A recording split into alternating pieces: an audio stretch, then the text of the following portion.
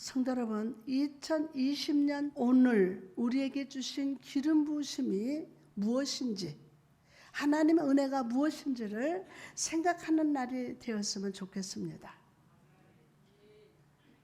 그리고 과거의 기름 부음에 머무는 자가 아니라 오늘 내게 주시는 기름 부음과 미래에 부어주실 기름을 소망하면서 하나님 앞에서 뜻을 정하는 인생을 살겠다고 결단하는 시간 되시기를 주님의 이름으로 축원합니다. 아멘. 오늘 말씀 속에 다니엘은요, 비록 아주 오래전의 사람이지만, 옛날 오래전의 사람이지만, 다니엘은 하나님께 믿음의 뜻을 세움을 통해서 그 빛을 비추고 있었습니다. 그리고 그 빛은 오늘을 살아가는 우리 삶에도 아주 동일하게 빛나고 있어요. 때문에 다니엘의 삶을 살펴보는 것은 2020년을 시작하는 우리에게 매우 중요합니다. 언제? 오늘, 지금. 오늘 말씀 속에 다니엘의 모습을 나의 모습으로 삼을 때 우리의 삶도 다니엘과 같이 믿음으로 빛나게 될 줄 믿습니다. 뭐로? 믿음으로. 또한 다니엘에게 함께 하시고 복 주신 하나님이 오늘 예배하는 여러분과 함께 하시고 복 주실 줄 믿습니다. 그럼 이 시간 다니엘의 삶을 한번 살펴봅시다. 먼저 그의 과거, 그의 젊은 날은 어떠했습니까? 젊을 때는 인생의 시작할 때입니다. 씨앗을 뿌려야 할 때입니다. 영적으로 보면 그리스도 안에서 한창 일할 때를 맞이한 지금이 바로 젊음의 때인 줄 믿습니다. 더 크게 아멘 합시다. 할렐루야. 젊음의 때야, 젊음의 때. 여러분, 금년 한 해 귀하고 가치 있는 씨앗을 부리는 한 해를 보내시기를 바랍니다. 다니엘을 보십시오. 다니엘은 뜻을 정하여 라고 성경은 말씀하고 계십니다. 여러분이 가장 깊이 있게 생각하고 신중하게 계획해야 할 때가 바로 씨를 뿌릴 때라는 사실을 잊지 마시기 바랍니다. 뭐 할 때? 씨를 뿌릴 때. 일단 씨앗을 뿌리면 여러분은 무엇을 뿌렸든지 간에 자신이 뿌린 대로 열매를 거두게 돼요. 악한 말을 뿌리면 악을 거둬요. 감사를 심으면 감사를 거둬요. 예? 새로운 한 해를 시작하는 여러분, 한 해의 씨를 뿌릴 때 깊이 생각하십시오. 동물과 사람하고 다른 것은 동물은 생각이 없어요. 그러나 사람은 생각해요. 특별히 하나님의 자녀된 여러분은 정말 한 해의 씨를 뿌릴 때 깊이 생각하십시오. 열매 없는 씨앗을 뿌리려 하던 모든 행동을 이 시간 멈출지어다. 내가 이 시간에 어떤 씨앗을 뿌리며 또한 어떤 방법으로 씨앗을 뿌리는 것이 가장 합당한가를 생각하십시오. 혹시 이 자리에 아무 생각도 없이 아무 뜻 없이 아까운 젊음의 때를 보내는 자가 있습니까? 여러분이 뿌린 그 씨앗의 열매를 여러분 자신이 노년 때에 반드시 거두어 먹게 된다는 사실을 잊지 마십시오. 잊지 마십시오. 젊을 때에 내가 뿌려놓은 거 노년 때에 다 거두게 돼요. 하나님께서는 여러분이 어떤 씨앗을 뿌리든 간에 그 땅에 은혜의 햇빛과 비를 뿌려주십니다. 다 공평하게 다 뿌려주세요. 다니엘은 젊은 사람이었으며 또한 그는 포로였습니다. 그는 단지 내가 무엇을 하리라? 라는 피상적인 추구를 한 것이 아니라 하나님을 바라보면서 하나님의 자녀로서 미리 합당한 뜻을 정했어요. 이와 마찬가지로 우리 모두는 그리스도 안에서 거룩한 백성으로서 마땅한 뜻을 세워야 합니다. 마땅한 뜻을 세워야 돼요. 그리고 그 분명한 목적에 자신의 전부를 드려야 할 줄 믿습니다. 분명한 목적에 여러분의 자신을 전부를 드려야 돼요. 또한 다니엘은 포로였습니다. 환관장은 그의 이름을 벨드사살이라고 바꾸고 바벨론의 노예로서 바벨론의 종교와 또 뭐가 있어요? 풍습을 따라야 했습니다. 그러나 그런 환경에서도 다니엘은 뜻을 정했어요. 여러분, 2020년 한 해를 그리스도 안에서 뜻을 정하셨습니까? 아직 정하지 못했다면 오늘 말씀 받으면서 뜻을 정합시다. 모든 사람들은 그들의 발을 어디든 내디딜 수 있어요. 다 디딜 수 있어요. 제약의 길도 갈 수 있고 거친 길도 갈 수 있고 다 가요. 정할 수 있어요. 그것이 푸른 잔디가 될 수도 있고 편안하고 부드러운 장소가 될 수도 있을 것입니다. 그러나 여러분, 발을 내디딜 때마다 하나님의 자녀라는 사실을 잊지 마십시오.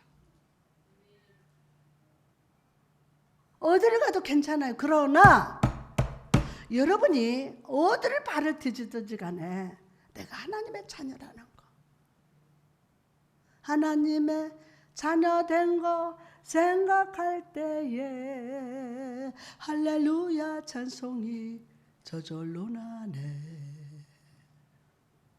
내가 하나님의 자녀라는 사실. 관습이나 이 세상 풍습이 요구하는 대로 무작정 발을 내딛지 마시고 모든 것을 하나님 말씀에 따라 행하시기를 주님의 이름으로 축복합니다. 내가 하는 이 일이 나에게 손해를 주는지 이익을 주는지를 문제 삼지 말고 항상 내가 올바른 것을 시행하고 있는지 또한 올바른 것을 따라가고 있는지 내가 지금 의의 길을 가고 있는지 선한 목자가 이끄는 그 길로 내가 가고 있는지 그리고 그를 위해서 어떤 희생의 대가도 치를 자세가 되었는가를 생각하며 살아갑시다. 다니엘은 뜻을 청하여 왕의 진미와 그의 마시는 포도주로 자기를 더럽히지 아니하니라. 이 세상에 가장 좋은 왕의 진미와 포도주가 여러분에게 제공될지라도 여러분의 신앙을 더럽히는 것이라면 과감히 돌아서시기 바랍니다. 어디 성경에 술 취하지 말라고 했지 술 먹지 말라는 양이 어디. 이게 툭하면 사람들 다 그래. 목사님하고 묻는 사람들이 너무 많아요. 술 취하지 말라고 했지. 여러분, 술 자체가 죄는 아니에요. 근데 내가 하나님의 자녀로서 누구 자녀요? 그걸 꼭 입에다 넣어서 뱃속에 이 영토에 들어가야 되나 한번 깊이 생각해 보십시오. 금년에는 여러분 과감하게 포기하시기 바랍니다. 그것이 올바른 씨앗을 뿌리는 거예요. 하나님의 말씀을 깊이 생각하면서 씨앗을 뿌려야 됩니다. 뿌려야 돼요.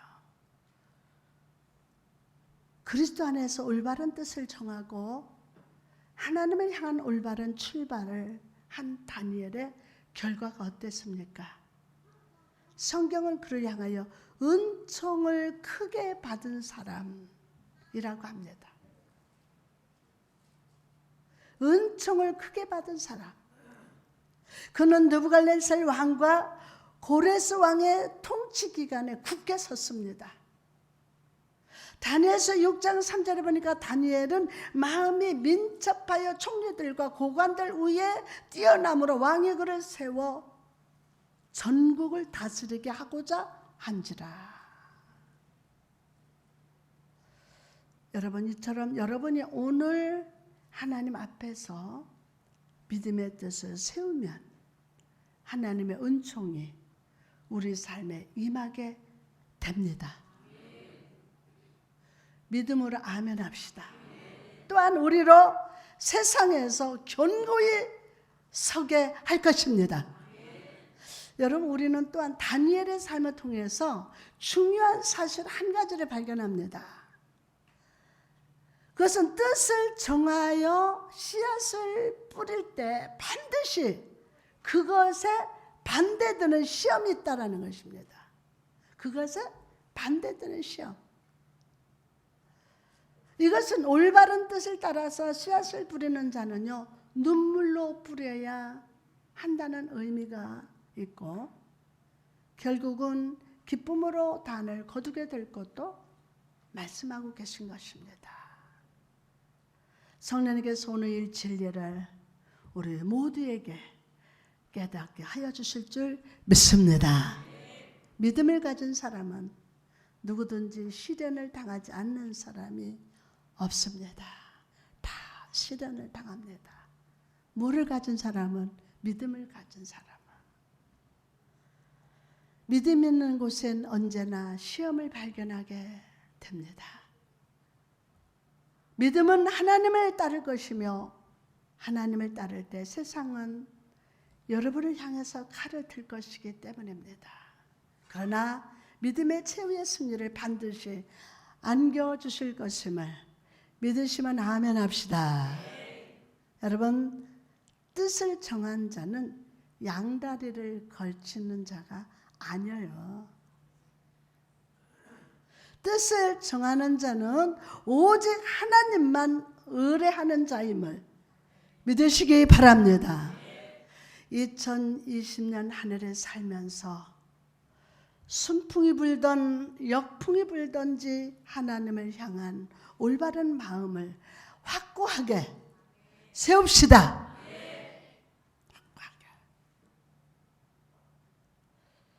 여러분의 마음을 정하고 하나님 안에 있어서 바위처럼 굳게 선다면 하나님께서 반드시 환관자에게 역사하사 여러분의 은혜와 긍휼이 베풀어질 수 있도록 역사하실 줄 믿습니다. 또한 여러분은 모든 시험이 왔을 때 우물쭈물하거나 머뭇거리지 마십시오. 세상이라는 환관장의 눈치를 살피지 마시고 다니엘처럼 매우 분명하고 아주 정직하게 항의하십시오. 여러분이 다른 사람들의 조롱과 멸시를 두려워한다면 우리는 결코 뜻을 정할 수 있는 그런 성도로서 살 수가 없습니다. 우리 이제 모두가 하나님의 주신 믿음을 갖고 영적으로 건강한 상태를 유지하도록 합시다. 하나님께 모든 능력을 바치며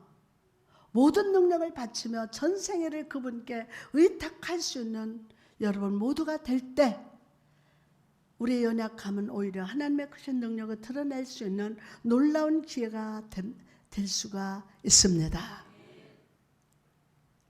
그럼 오늘 말씀을 적용해서 우리가 2020년 한 해 동안 뜻을 정하고 집중해야 할 어떤 것들이 있을까요? 집중해야 할 어떤 것들. 첫째로 예배에 집중해야 돼요. 자, 예배에 집중합시다. 이것보다 더 귀한 건 없어요. 예배 한 번만 잘 드려도 인생이 완전 변한다. 30년, 20년 교회 다녔다는 거 자랑하지 말고 오늘 한 번 예배도 집중해요. 응? 다니엘이 하나님 앞에서 뜻을 세운 것처럼 우리도 이번 한 해를 예배에 집중하겠다고 뜻을 세웁시다. 출애굽기 33장에 보면 모세가 이스라엘 진 밖에 해막을 만드는 장면이 나옵니다. 모세는 이스라엘 백성이 머무는 진 아니라 진 밖에 하나님께 예배하는 해막을 세웠어요. 그리고 여호와를 앙망하는 자는 진 밖에 있는 해막에 나오라고 선포합니다. 이 모습 우리가 일상의 자리를 떠나 예배하는 것이 중요함을 알려줍니다. 또한 삶에 있어서 우선순위가 무엇인지도 알려줍니다. 즉 그리스도인은 세상의 삶이 우선이 아니라 하나님께 예배하는 삶이 우선이 되어야 돼요. 예배하는 삶이. 먼저 하나님께 예배함으로 주님께서 주시는 은혜와 능력으로 충만한 후에 세상의 삶을 살아가야 돼요. 오늘 하나님이 주시는 새해 첫 주 은혜와 능력으로 충만할지어다. 아멘. 여러분 이번 2020년 한 해는 삶의 우선순위 1번에 예배를 둡시다. 예배에 최선을 다하는 자가 되겠다고 우리의 뜻을 세웁시다. 그럴 때 하나님께서 여러분과 만나주시고 친구와 대화하듯 여러분의 기도를 들어주시고 삶 속에서 승리하도록 은혜와 능력의 생수를 부어주실 줄 믿습니다. 두 번째로 충성으로 헌신하는데 집중합시다. 하나님께서 우리가 억지로 선한 일을 하기를 기뻐하지 않으십니다. 하나님께서는 우리 모두가 하나님의 선한 일을 행할 때 기쁨으로 행하며 열정을 가지고 행하기를 원하십니다. 우리의 신앙 영혼 깊은 곳에서 우러나오는 것이라면 우리의 삶이 내 안에 내주하시는 예수 그리스도의 삶이라면 항상 충성되고 명예롭게 친절하며 진실한 그리스도인다운 행동을 함으로써 우리가 새롭게 된 마음과 올바른 영을 가지고 있음을 저와 여러분이 증명해야 됩니다. 증명해야 돼요.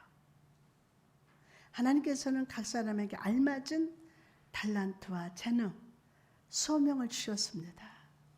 알맞는 달란트와 재능, 소명을 주셨어요. 그러나 많은 주의 성도들이 세상 사람을 따라가고 세상의 성공을 쫓아갑니다. 그리고 사람을 쫓아가다가 결국 내게 주신 달란트와 소명을 다 잃어버려요. 다 잃어버려요. 하나님께서는 여러분 각 사람의 삶에 알맞는 소명의 옷을 친히 지으셨어요. 그 옷은 다른 사람이 아니라 나에게 가장 잘 어울리는 옷이에요. 에베소서 2장 10절에 보니까 우리가 그가 만드신 바라 그리스도 예수 안에서 선한 일을 위하여 지으심을 받은 자니 이 일은 하나님이 전에 예비하시사 우리로 그 가운데 행하게 하려 하심이라. 여러분 여호수아가 가나안의 부족들과 전쟁에서 승리한 후에 그는 각 지파에게 영토를 분배했어요. 유다 지파는 중앙에 넓은 영토를 주고 문나세 지파는 골짜기에 정착하게 했습니다. 레위 지파는 땅이 없었지만 하나님께 예배하며 섬기는 일을 담당했습니다. 여러분 이처럼 우리 왕 되신 예수님께서도 여러분 각 사람에게 알맞는 직분과 사명을 허락해 주셨음을 믿으시기 바랍니다. 에베소서 4장 7절을 보니까 우리 각 사람에게 그리스도의 선물의 분량대로 은혜를 주셨다니. 그러므로 여러분, 우리는 금년 한 해 주님께서 내게 분배해 주신 그 사명의 자리에서 충성을 다하며 주의 기쁨을 위해 살아가야 될 줄 믿습니다. 먼저는 우리 삶의 자리에 불법적으로 머물고 있는 사탄을 쫓아내고 세상의 탐욕과 권력욕을 다 쫓아내고 오직 은혜만 거하게 하십시오. 두 손 뻗어서 하나님이 주시는 것을 받으십시오. 그리고 내게 주신 직분 사명을 깨닫고 하나님이 기대하신 모습으로 살아가시기를 주님의 이름으로 축복합니다. 자, 마지막으로 제대로 감사해야 합니다. 자, 옆 사람한테 감사합니다.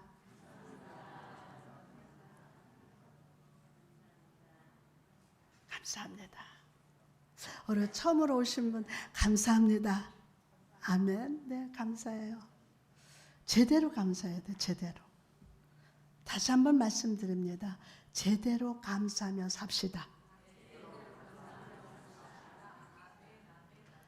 오늘날 신앙생활하는 성도들이 가장 많이 들으면서도 실제적으로 결여되어 있는 것이 바로 감사예요. 바로 감사. 감사는 단지 입으로 감사합니다 말하는 것으로 끝나는 것이 아니라 삶의 태도로 나타나야 하고 우리 기본적인 마음가짐이 돼야 돼요. 성경의 룻을 보십시오. 그녀의 삶은 실패의 삶, 모든 소망 잃어버린 삶이었어요. 그러나 그녀가 보아스 밭에 나갔을 때 보아스는 룻에게 보리삭을 마음껏 줄 수 있도록 일할 밭을 제공해 줬어요. 또한 보아스는 룻이 보리 이삭을 더 많이 거둘 수 있도록 소년들을 명령하여 일부러 곡식 다발해서 이삭을 뽑아서 이렇게 떨어뜨려 놔요. 밭에다가. 일부러. 뿐만 아니라 룻은 그 밭에서 일용할 양식을 공급받았습니다. 룻기 2장 14절을 보니까 식사할 때에 보아스가 룻에게 이르되 이리로 와서 떡을 먹으며 내 떡 조각을 초에 찍으라 하므로 룻이 곡식 베는 자 곁에 앉으니 그가 볶은 곡식을 주매 룻이 배불리 먹고 남았더라. 나가서 룻은 사람들의 위협으로부터 안전하게 보호를 받았어요. 룻이 살아가던 때 당시는요, 사람이 각기 자기 소견에 오른 대로 행하는 그런 시대였어요. 지금 시대 같지 않을까 싶어요. 성적으로 타락하고 도덕적으로 질서가 무너진 시대였습니다. 룻과 같이 젊은 여성이 남자들에게 공격당할 가능성이 높은 시대에 살고 있었어요. 그러나 룻은 안전하게 보호를 받았어요. 누가 룻을 보호하고 있었습니까? 바로 보아스가.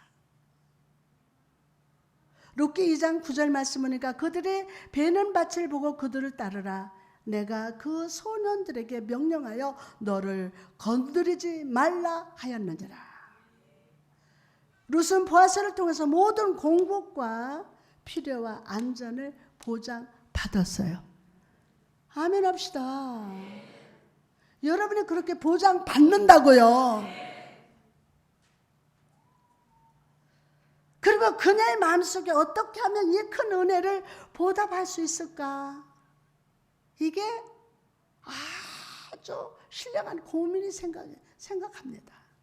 나에게 가진 것이 없다면 내 삶을 들여서라도 이 은혜를 갚아야 되겠다고 생각을 합니다. 그리고 그녀는 보아스에게 나가서 당신의 발치 이불로 나를 덮어달라고 청혼의 고백을 했던 것입니다.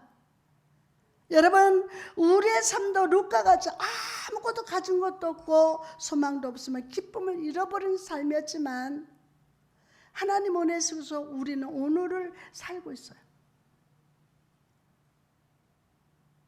주께서 우리에게 일할 직장도 주시고 사업장도 주시고, 여러분 연약한 가운데 있을 때 나를 도울 사람들을 보내주세요. 오늘 또 굶지 않도록 일용할 양식을 공급해 주셨어요. 그러므로 여러분 올 한 해 나를 공급하시고 지키시고 믿어주시는 주님께 감사하며 살아갑시다. 하나님이 여러분을 믿어주고 기다리고 있어요. 감사절 때만 감사하지 말고 항상 감사합시다. 범사에 안 될 때도 감사, 잘 될 때도 감사, 아파도 감사, 아멘. 곧불이 와도 감사, 독감이 와도 감사, 병이 와도 감사. 시편 116편 12절에 내게 주신 모든 은혜를 내가 여호와께 무엇으로 보답할까? 라는 이 거룩한 고민을 멈추지 않는 여러분 되시기를 축복합니다. 특히 저는 우리 소유에 대한 온전한 감사가 회복돼야 될 줄 믿습니다. 참 요즘에 감사해요. 이렇게 재정을 보면 11조 드리는 분이 거의 다 드려요. 정말 옛날에는 11조 드리더니 직분자들도 안 드렸어요. 근데 요즘에 보면 11조 드리는 분이 점점 많고 선경금이 얼마나 많이들 정성껏 하는지 몰라요. 너무 감사해요. 말라기 3장 10절에 보니까 만군의 여호와가 이르노라 너희의 온전한 11조를 창고에 들여 나의 집에 양식이 있게 하고 그것으로 나를 시험하여 내가 하늘문을 열고 너희에게 복을 쌓을 곳이 없도록 붙지 아니하나 보라. 보라. 하나님은 온전한 11조를 드리라고 하면서 나를 시험하여 보라고 말씀합니다. 이것은 마치 하나님 내가 11조 드립니다. 복을 주시나 안 주시나 한번 보겠습니다. 이런 식으로 시험하라는 의미가 아닙니다. 하나님을 시험하는 것은 죄입니다. 하나님을 시험하고자 하는 마음은 타락한 마음에서 나오는 것이고 마귀가 주는 것이기 때문입니다. 그럼 하나님은 왜 11조를 드리라고 하셨을까요? 왜? 마태복음 6장 24절에 한 사람이 두 주를 섬기지 못할 것이니 너희가 하나님과 재물을 겸하여 섬기지 못하느니라. 예수님은 이 말씀을 통해서 물질은 단순한 것이 아니라 우리의 섬김의 대상이 될 수 있음을 경고하는 거예요. 이 물질을 섬김의 대상, 우상이 될 수 있다는 겁니다. 오늘 우리가 살아가는 세상은 모든 것을 돈으로 판단하고 돈으로 사고 돈으로 한 사람을 인정하려고 합니다. 이럴 때 우리가 이 세상 풍조에 따라가며 우상을 섬기는 것과 같습니다.